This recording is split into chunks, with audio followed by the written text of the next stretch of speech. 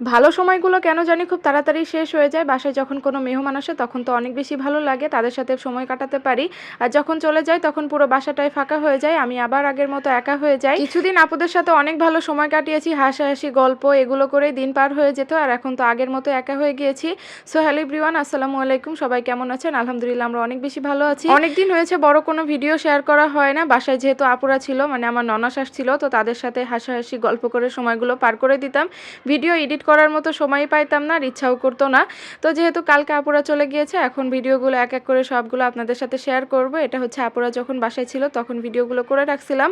তো আজকেই তো ফুলকপি দিয়ে একটা ঝোল রান্না করব। এই তরকারিটা তো আমার কাছে অনেক বেশি ভালো লাগে। ভিডিওটা কিন্তু সকাল থেকেই শুরু করেছি, যেহেতু গ্যাস থাকতো না সেজন্য ঘুম থেকে উঠেই দুপুরের জন্য রান্নাবান্না শুরু করে দিতাম, যেহেতু রান্না করতে অনেকটা সময় লেগে যেত।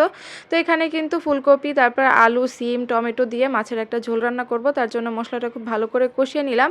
আর ঝোলের তরকারিতে মানে সবজি দিয়ে কোনো ঝোলের তরকারি রান্না করলে মশলা কম দিয়ে রান্না করলেই কিন্তু সবথেকে বেশি ভালো লাগে। এই তরকারিটা শুধু বড়দের জন্য রান্না করছিলাম, কারণ আমাদের বাসার পোলাপান একটাও সবজি মাছ এগুলো খাইতে চায় না। গতকালকের মাংস রান্না করছিলাম, তো ওইটাই আছে, ওইটা দিয়ে ওরা খাবে।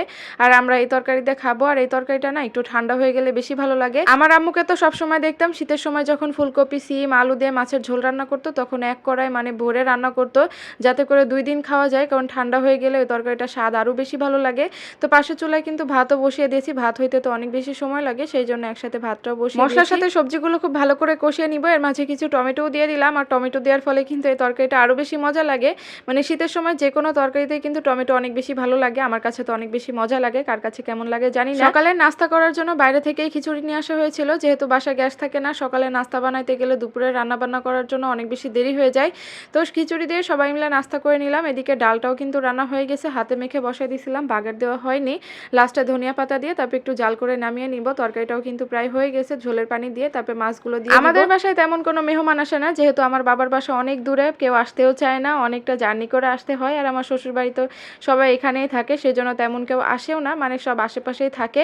আসার মধ্যে শুধু আমার ননাসে আসে, যখন বাচ্চাদের স্কুল ছুটি হয় তখন আসতে পারে, তাছাড়া তো সবসময় আসার সুযোগ পায় না। যখন আমাদের বাসায় আসে তখন তো আমার কাছে অনেক বেশি ভালো লাগে, যেহেতু সবসময় আমি একাই থাকি, আর অনেকদিন পরে বাসায় কেউ আসলে তখন কিন্তু অনেক বেশি ভালো লাগে, মানে কথা বলার মতো কাউকে পাওয়া যায়। আর আপুরা আসলে বেশিরভাগ দেখা যায় রান্না বান্না, খাওয়া দাওয়া, গল্প গুজব এগুলো করেই না সারাদিন পার হয়ে যায়।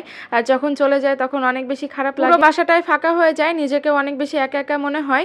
তো এই ভিডিওগুলো কিন্তু আপুরা যখন ছিল তখনই করা, তখন তো আর ভিডিওগুলো শেয়ার করতে পারিনি। ওই যে খাওয়া দাওয়া গল্প গুজব করে সময়গুলো পার করে দিতাম, সেই জন্য ভিডিও শেয়ার করতে পারিনি।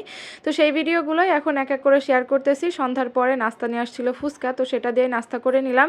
কিছু চালতা নিয়ে আসছিল আমার শাশুড়ি, সেগুলো কেটে দিছিল। এখন এই তো আচার বানাবো, চালতার আচার আমি এই প্রথমবার বানিয়েছি, মানে আমি তো বানাইতে পারি না, আমার শাশুড়ি আর আমার ননাস একটু বলে বলে দিচ্ছিল, আমি সেইভাবে বানাইতেছিলাম। তো চালতাগুলো আগে থেকে একটু সিদ্ধ করে নিছি, তারপরে এখন এই তো সরিষার তেল দিয়ে খুব ভালো করে নাড়াচাড়া করে নিব। মানে চালতার আচারটা আমার কাছে খুবই ভালো লাগে, কিন্তু আমি আগে কখনো বানাই নাই, ওই যে বাইরে থেকে কিনেই খাওয়া হতো।